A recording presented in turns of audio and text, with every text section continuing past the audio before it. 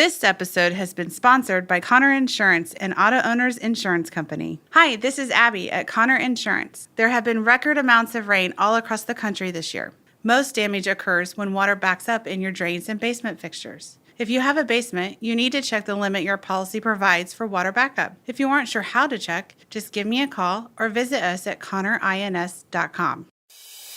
And now, the show that bridges the gap between faith and business. Welcome to Bottom Line Faith. On today's show, Ray sits down with entrepreneur, humanitarian, and author, Mr. Ward Brehm. Be thankful in all circumstances. Gratefulness to me that's the magic bullet. So if you're living in the present and you're thankful in all circumstances, which is a challenge, thankfulness trumps every other emotion there is. You can't be anxious, you can't be grumpy, you can't be angry, you can't be envious, you can't be any of those things and thankful at the same time. Well, hello, everyone. This is Ray Hilbert, and I am your host here at Bottom Line Faith. We are so glad that you would join us for another episode. I have the amazing, and humbling honor to travel the country and get to know some of the most incredible Christ followers who are business leaders, marketplace leaders, who have had incredible journeys of following Jesus for years in the marketplace, where we learn their stories, their successes, their failures, how their faith's got them through the difficult times, and also we get some of their best words of encouragement and advice. Well, today I am in the Twin Cities, Minneapolis, St. Paul, in the beautiful state of Minnesota, and I have the incredible privilege of interviewing today Mr. Ward Brehm. Ward, welcome to Bottom Line Faith. Thanks, Ray. I'm just delighted to be here. So check this out, folks. I'm going to just read just a few words here about Ward and his background. Served under 3 U.S. presidents as chairman of the U.S. African Development Foundation. He was awarded the Presidential Citizens Medal, which is the second highest civilian award for his work in Africa by President George W. Bush. He is the first member from the business community to be asked by Congress to give the keynote address back in 2008 at the National Prayer Breakfast in Washington, D.C. He's also a member of the U.S. Aid Advisory Board and the Council on Foreign Relations. We're going to learn more about his organization called ASEALI, which means foundation, I learned today. Good. He is the author of 4 books, including Bigger Than Me, Just When I Thought I Had All the Answers, God Changed the Questions. And we're going to learn more about Ward, his journey, and his story here today on Bottom Line Faith. What I'd love to hear is just give us a little bit of your business background, and then we'll tie in the personal stories so that our folks understand some of your business background. Well, I founded 2 insurance consulting companies, actually right out of college. One was in a life insurance firm that served primarily as a boutique to family investment offices. The other provided employee benefit counseling to larger companies. Okay. And you have sold those companies in the last few years, right? Yeah, I sold the first company to Wells Fargo in 2006, which was very fortunate. And I just actually negotiated the settlement of my other company with my partner and lifelong brother in Christ, Jeff Bird, about 8 years ago. Okay. Well, life really began for you on a spiritual journey in 1993. As you described, that's when you met Jesus. Is that correct? That's correct. I woke up one day I was 39 years old. I had achieved every goal that I'd ever set out for myself. I had a wonderful family, a beautiful wife. Life could not have been better. In fact, I'm afraid that had the devil approached me when I was 20 years old and made that promise that this is what life would be, I probably would have made the deal. But I woke up realizing that this wasn't what it was cracked up to be. I had a very difficult time putting my finger on it, but all of this success, which is relative, but for me, a tremendous amount of financial success and career success, athletic success, there was what I've heard described as a smoldering discontent. And I couldn't put my finger on it, but there was something missing. There was something missing in my life. I read a book called The 7 Habits of Highly Effective People, not to learn anything, just make sure Covey got them all right. Uh-huh. And I was intrigued with this notion of paradigms, that people can see the exact same things from different worldviews and interpret them totally different. Intellectually, I was thinking about people starving in Africa. They were at the time in Somalia, and that thought left me as quickly as it came.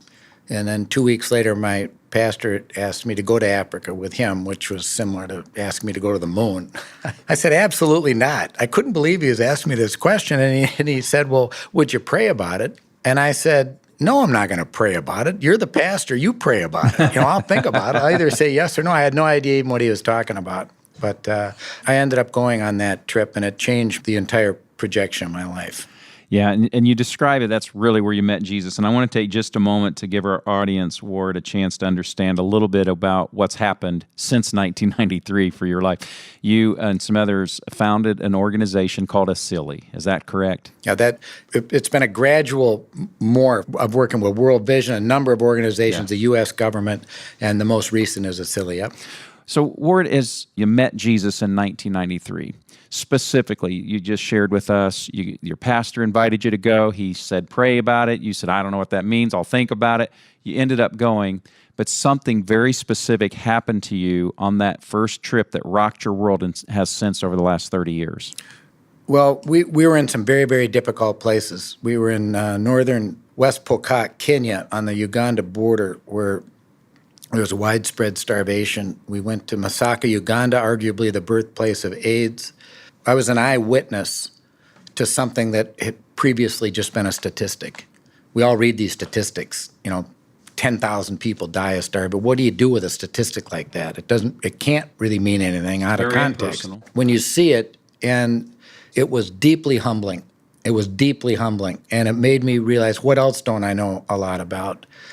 And that moment came in a very, very remote village in Ethiopia, traveling along a bumpy road, saw a small girl. Turns out she was 5 years old, the same age as my daughter. Didn't find out until a year or so later that her name was Circulum. I went back to visit her. And I realized, looking into this little girl's eyes with her chest literally cut open by the rope that was hauling this ridiculous bundle of sticks. I mean, she was like a donkey. Her little heart beating like a sparrow. And I realized the unbelievable difference between the life that she was living and facing and the life of my own 5-year-old back home where we lived. And something just cracked. It was at that moment.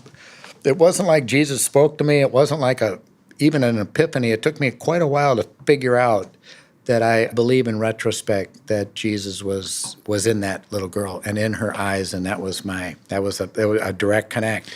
You have since been back to the continent of Africa how many times? 50. Just finished the 50th trip. 50 times in the last 30 years. Yep.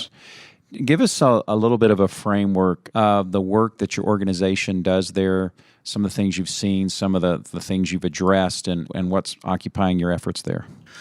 Well, almost everything we did didn't work. And in looking back over the last 30 years, that's really true universally. Aid and development just generally hasn't done what it's promised to do. So that first trip, I got a group of business people together, and we all pitched in a considerable amount of money, and we built wind pumps in northern Kenya to provide a mechanical way of bringing water up to people who were dying as a lack of water. I mean, it seemed like a great thing to do. We didn't consult the people. We didn't consult the community. It turns out they were nomadic. We screwed up their whole way of living. And all 4 of these wind pumps that we invested at the time was a fortune are rusted and on the ground. And that was one of many, many lessons on how giving people things doesn't work. And we've all heard the adage, give a man a fish and you feed him for a day. Teach him to fish and you feed him for a lifetime. And I say that's not true. If you want to eat for a lifetime, you need to own the pond. And that is really the pivot that we have made in recent years. The question I'm asked more than any other is, what's the best way to help the poor? The answer is to help them not be poor anymore. And how do you do that? You need a job. And so I'm a huge proponent of investing in Africa. We need major investments. Everything that is exported over there should be built, manufactured there, made by and employed by Africans. There's a universal principle at play there, right? We even face that here in the States, just how much aid should we give, how much assistance should we give to lift people out of poverty and those sorts of things. And you've seen firsthand over the last 30 years some very legitimate models that work and things that don't. Just give us an example of a project or something you've got going right now that's got you very excited, full of hope, because you really see that it is going to lift a number of people out of poverty. Well, to your first point, this idea of donor fatigue. I mean, and it actually stuns me when people talk about too much of our federal budget is dedicated to foreign aid, when in fact it's less than 1%. When people realize that, they're going, well, that doesn't sound like very much, and in fact, it's not. The key is to how do you funnel that aid in a way that actually works. We're working on a social experiment and innovation. We hope to be the Uber of the humanitarian space. We want to disrupt the whole thing. We want to turn it upside down if we can. The way that we're doing that is by providing clean water, and by clean, I mean water that we drink ourselves, basic medical care, and by that I mean clinics that we would bring our children and grandchildren to, using a for-profit business model as the platform. We originally felt that in order to do that, all the people would need to be subsidized, so we just give them the money, give these extremely, ridiculously poor people the money. They can then buy this water and buy these medical services from a Walgreens franchise. And there'd be plenty of paying customers. But what we found out is these people are already paying. And so my byline is to this whole issue of donor fatigue is, in response to the question, how much money do you need to any organization, including the government, the answer is more. And how long do you need it? The answer is forever. And we're surprised that there's fatigue. I mean, that's really depressing. Yeah. And so we're breaking that mold. And in this model, a zone that treats probably 25 to 30,000 people costs $100,000 a year for 4 years, matched by the U.S. government, which covers all the infrastructure and the first 4-year operating expenses. The good will continue on forever with no further donations. And it's never been done. So we're talking about free enterprise as the foundation for a model that's going to be sustainable for as long as we could see. I don't like that word, sustainable. All right. Because it's one of those words, if I ask somebody, tell me, how's your business doing? And they say sustainable. You want it to thrive. I like profitable. Yeah, you want it to thrive. Gotcha. And when I ask people, how do you always get the medicine that you need? It's not through donations. It's through Walgreens that operates as a business. Yeah. So I'm more and more convinced that the business model is the only model that ultimately will work. So, Ward, before we go any further, if someone who's listening to our conversation wants to learn more about the organization, what you're doing, what's the best way for them to check you out? Well, we're working with a contractor for this work in Africa, the American Refugee Committee, which has just recently rebranded into ALIGHT, www.americanrefugeecommittee.org, or better, it's brand new, is ALIGHT, ALIGHT.org. Okay, fantastic. So I'd like to talk just for a couple of minutes, like where some of your business knowledge came from, some of the mistakes you made, things you've learned over the course of your career in business. As you look back, what's the biggest mistake you ever made in business? What would you want to do over again? I guess in reality, I wouldn't want to do anything over again, not because we didn't make mistakes, but because those mistakes allowed us to eventually be successful. I guess one was just realizing my strengths and my weaknesses. Yep. I knew I had a lot of strengths. I told everybody that I had a lot of strengths, but I wasn't aware that I had a lot of weaknesses. So in business, I compensated those weaknesses with somebody who was really smart. Yeah. So I'm relational.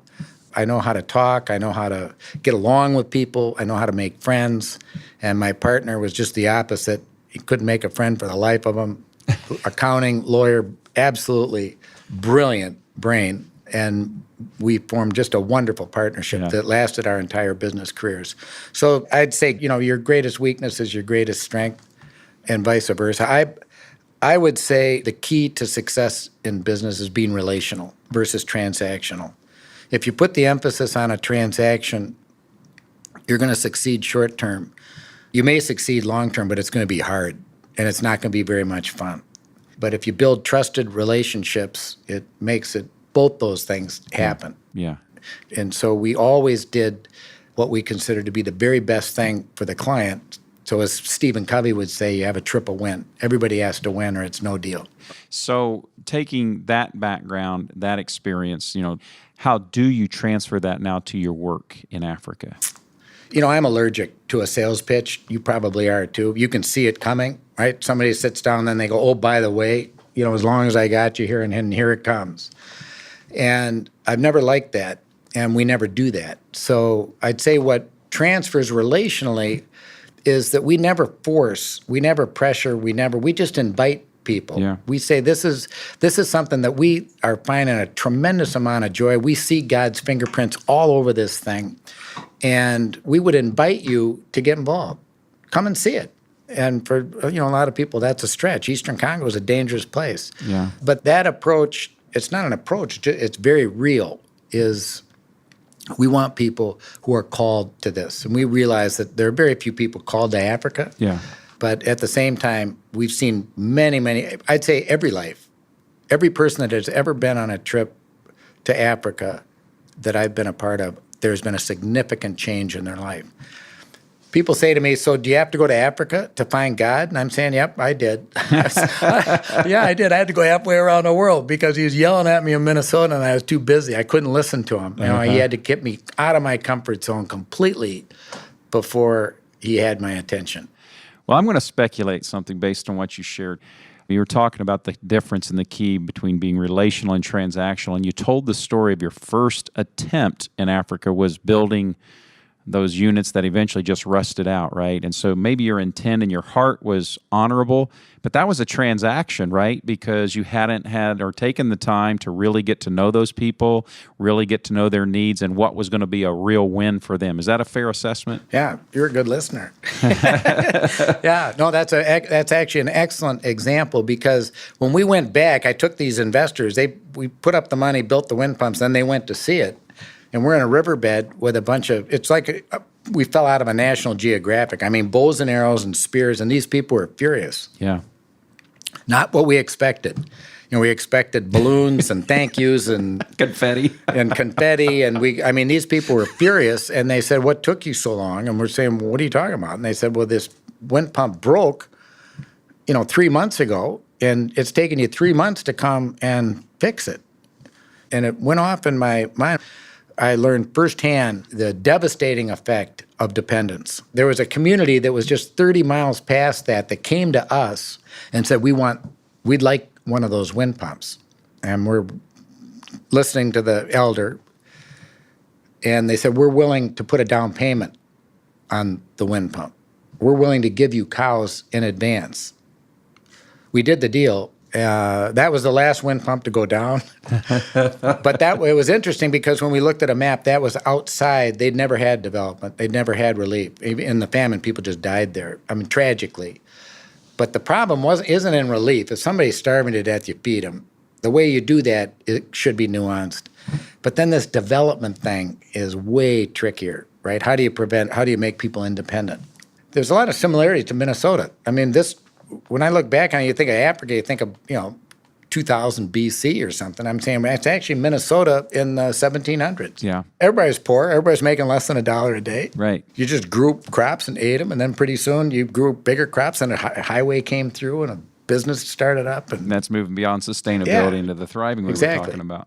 So I'm sure that if we had a 5-hour program, we would hear story after story after story. But I'd like you to share one story that comes to mind for our audience where you really understood God's calling for your life and your work and what you're doing in Africa.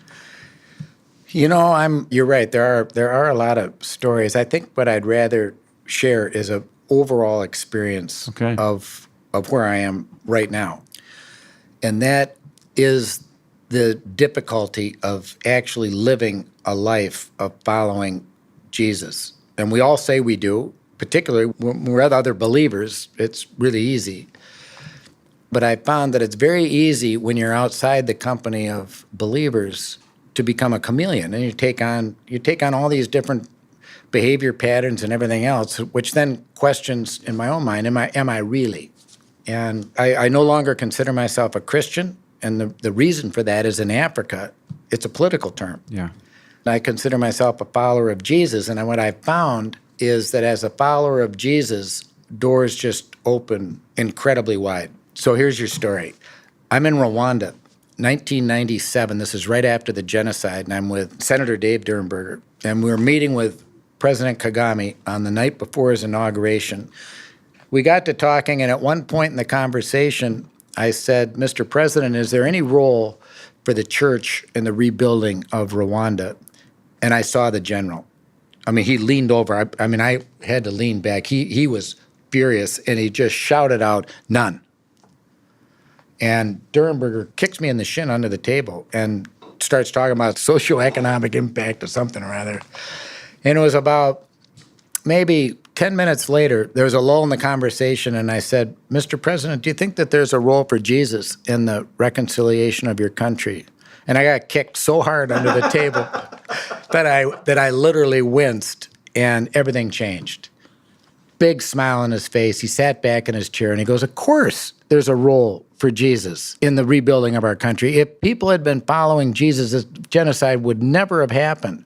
And it was such a tangible example for me of the difference between religion and the power of Jesus, the reality of Jesus, the idea of following a religion versus following a person incarnate. And that changed forever both my relationship and my outlook as it relates to Christ. Thank you. That's a perfect example, perfect story of what we're talking about, because really why we do this program here at Bottom Line Faith is to be an encouragement. That's it. Just to be an encouragement of those who are trying to follow Jesus, who their heart's desire is to follow Jesus in leadership and in business. And it can be lonely. It can be difficult. It often is. So that's really the perfect word of encouragement there about it's not about your Christian faith. It is about following Jesus. And that's the encouragement that our audience needs to hear. I'd love to transition to your book. It's called Bigger Than Me. Just when I thought I had all the answers, God changed the questions. Tell us a little bit about the book. Why'd you write it? And what do you hope people would get by reading the book? Well, the reason that I wrote it is I have a number of medical conditions that result in having a compromised life expectancy. Don't know what that is, but I started thinking to myself, at the time I've got my first grandchild's on the way, but I didn't have any prospects. So I'm thinking, gosh, if I died tomorrow, my grandkids will never even know who I was. The original intent behind the book was to put everything that I considered to be wisdom that I gained through other people, put it to paper. There would actually be a written kind of legacy of things that were important to me and my own life experiences. And some friends encouraged me to actually pursue it as a book. I tackled topics, and I talk about topics that people don't talk about. We just don't talk about, particularly guys don't talk about. Things like death, things like greed, money, faith, all the things that are really important are secondary to sports and just kind of this, often kind of mindless conversation. So I tackled each one of those as best I could. And that was really exciting. That was really an exciting adventure as well. It's in the first person. I share a lot of things about myself that I wanted my kids to know about, things that I've struggled with, things that I really don't have any idea about. And it really is true. The questions have changed. It's no longer about what do I need to do to be successful. The question is, what do I need to do to actually follow Jesus?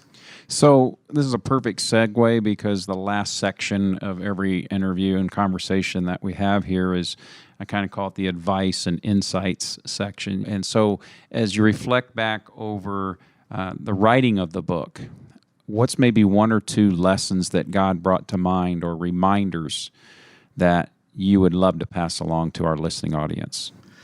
As followers of Jesus, we're told to love God, love our families, and our career in that order. And I lived it in the opposite order. I never acknowledged it, but the truth is that if someone were to have followed me around and said, list this priorities, number one would have been my business, number two would have been my family, and number three would have been God.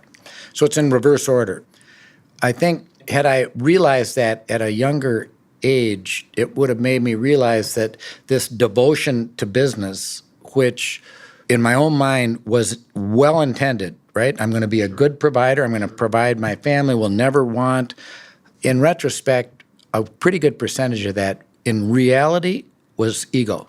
Yeah. I wanted to be successful, and I wanted the world to know that I'm successful, and I wanted to be the best. Yeah. But it was disguised under these lesser motives. So the idea of really questioning those priorities, particularly in terms of being present. I've been retired for 8 years. I don't even know what that means. I'm trying to figure out. My wife Chris says, "Would you please figure out how to retire a little bit?" Sounds to me like what you do in between Africa trips. That's what you're trying to figure out. Well, and again, I think as you mentioned, retirement's not in the Bible. Right. And I've always had a fear of being irrelevant, right? Yeah, Well, yeah. there's some ego in that too. Yeah, yeah. So I guess my biggest thing is wherever I look is this ego thing that's kind of lurking back there. Yeah. And being able to spotlight it, at least being able to identify it, has been really helpful to me and humbling, which I need all that I can get too. Where can our listeners get a copy of the book, Bigger Than Me? Amazon, Amazon. Barnes & Noble, the normal online places are the... Fantastic. We're getting near the end of our conversation, so I have just a couple more questions for you. One, you've touched on it, but I wanted to go just a little deeper. I want you to go back and give advice to the 20-year-old you. If you were sitting across the table from the 20-year-old you, what would you say? I'd say don't take yourself so seriously. You're not all that. The world does not revolve around Ward Brehm. That's very difficult for somebody 20 years old. But just the idea of, the first sentence in Rick Warren's book, first sentence, first chapter, it's not about you. Yeah. But again, in looking back, because I've done this, I've really gone back and I've really studied, and all the things that I did, they all ended up working for good. So God uses those mistakes. I think if I hadn't made the mistakes, I'd even been more arrogant. Yeah, So, yeah. just when you think you're going on your back, you hear it deet, deet, deet, you're back over yourself. So we just need Jesus as the guide. Keep our eye on him and let him, to the best of our ability, let him drive the bus. That's fantastic. One more time, Ward, what is the best website for folks to learn about some of the work that you're doing on the continent of Africa? It would be www.americanrefugeecommittee.org. Recently rebranded. I'm on the board, so I'm going to get really mad if I don't do the rebranding. That's right. And that's Alight, ALIGHT.org. It's the same website. I'll get you to the same place. Okay, thank you very much. So, Ward, as of the recording of this interview, we've been on the air with Bottom Line Faith for a little over 2 years, and this is always the last question that I ask a guest here on the program, and I call it my 423 question. It's based out of Proverbs 4:23, where Solomon says, "Above all else, guard your heart." He gives us all these great pieces of advice and wisdom and counsel in Proverbs, but this particular one, he says, above all else, I want you to remember this one thing: guard your heart, for from it flows all of life. So, Ward, as you enter this next chapter of your life, and if you have a chance to pass along one piece of advice, not only to your children, family, friends, and loved ones, but of course to our listeners here at Bottom Line Faith, what's the one piece of advice you want to leave us with? I would say probably live one day at a time. And there are a lot of variances on that theme, but the idea, I spent most of my younger life living in the future or living in the past, and I'm slowly coming to realize that the best place is for me to enjoy one moment at a time, one day at a time, and to be thankful in all circumstances. And gratefulness to me that's the magic bullet. Yes. So if you're living in the present and you're thankful in all circumstances, which is a challenge, but thankfulness trumps every other emotion there is. You can't be anxious, you can't be grumpy, you can't be angry, you can't be envious, you can't be any of those things and thankful at the same time. Oh, that's so good. It's I've got a lot to be thankful for, and I am, and I try to remember that. Forget all the time, but I try. In a recent interview, the person I was talking with, they said that, it is about living in the present is the only place we find true joy, because when we're living in the past, we have regrets, we have sorrows. When we're living in the future, we have fears and worries. Mm-hmm. And then he said this, and I hadn't thought of this before. He said that when Moses was being told by the Lord to go back and speak to Pharaoh, right, he was really nervous, and he said, well, who should I say sent me? And God didn't say, tell them I was. No. God didn't say, tell them I will be. Tell them I am sent you. And I think that was a great lesson for me. So perfect. I am so excited. Thank you for your investment of time today here at Bottom Line Faith. And what an amazing story. And this is what I love about this program is hearing these stories. You met Jesus in 1993, and you are a rare breed, my friend, because you have found your very specific and unique purpose and calling for all the days of your life. And that's serving and loving people on the continent of Africa. It's been a great gift, and a point that I really think is important to make is people say, gosh, you've just done so much for so many people. I'm saying, wait a second, I've been the recipient. I always thought doing good for other people is boring. I said, are you kidding? I mean, this has been the ride of my life. So you find that purpose, hook onto it, and you are in for the ride of your life. That's fantastic. Thank you for being our guest. Thanks for having me. Really enjoyed it. Well, folks, and I say this quite often on the program, I wish I had hours at times to sit down with our guests, and we just got a glimpse today of Ward and his journey and his experience and story after story after story. What a man of faith, what a man of accomplishment. Listen, it is an honor to host you here at Bottom Line Faith. We get emails and texts and so forth here quite often, folks asking, what's the number one thing we can do to help the program? Number one, pray. Pray that God would continue to expand the footprint here. We're seeing great growth. Number two, if you have enjoyed the conversation today with Ward, just go online, give it a positive review. That helps us on all the search engines. Tell your friends about it. Tell your family, and ask them to check out the Bottom Line Faith program. If you are a Christ follower, you are a business owner or leader somewhere across the country, and you are saying, wow, I would be interested in learning about community. How can I gather with other like-minded Christ followers in business? Check out our website at truthatwork.org and go to the Roundtables tab there and learn how you might participate in one of our Roundtable chapters that meets across the country.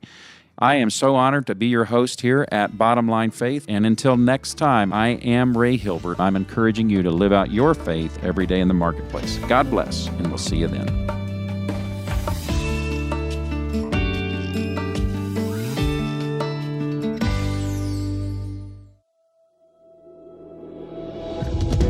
Hi, my name is Ray Hilbert, and I'm the co-founder of Truth at Work.